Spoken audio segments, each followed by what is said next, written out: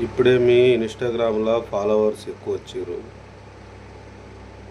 వాళ్ళు ఇచ్చే కామెంట్లు గానీ, వాళ్ళు పెట్టే కామెంట్లు గానీ, వాళ్ళు చూపించే ప్రేమ గానీ, చాలా ఆనందమేస్తుంది. చాలా సంతోషంగుంది. నన్ను ఇంతమంది ఫాలో జేసి, నన్ను ఇంతమంది సపోర్ట్ జేశారు. పిల్లగాడు పాపం ఒక్కడే ఉన్నట్టున్నాడు. మరి అనికాసి ఎవరన్నా ఇన్‌స్టాగ్రామ్‌లలో ఫాలో జేసి నన్నెవరన్నా లవ్ జేస్తున్నారో ఏమో! వాళ్ళు నా గురించి ఎంత ఆలోచిస్తారో ఏమో! వాళ్ళు నిన్ను లవ్ జేస్తున్నానని చెప్పనీకే సిగ్గుపడి, నాకు చెప్పనట్ట ఇన్‌స్టాలలో నన్ను ఎంతమంది లవ్ జేస్తున్నారో ఏమో నాకర్థం గాదు.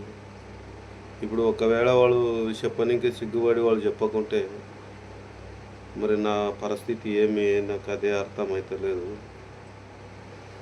ఏమన్నా జేసి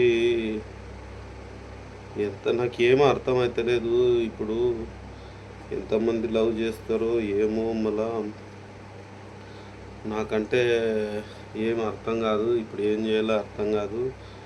నన్ను చాలా మంది ఫాలో జేశారా? ఎవరెవరు లవ్ జేస్తారో ఏమో! మరి వాళ్ళు పెట్టింటే బాగుండే నాకి మెసేజు. సింగిల్‌గా ఉన్నాడు పిల్లగాడు పాపం అని. ఏమో మరి నాకేం అర్థమైతలేదు. ఇప్పుడు ఏం జేయాలో నాకు అర్థమైతలేదు. ఎవరెవరు లవ్ జేస్తారో, ఎంతమంది జేస్తారో అదే చింత పడేది నాకి. ఏం జేయాలో అర్థం గాదు. ఇంగా నాకి చూద్దాం మళ్ళా ఇంకా. వాళ్ళకి గూడా తెలుసులే సింగిల్‌గా ఉన్నాడు గదా అని లవ్ జేస్తుంటరు.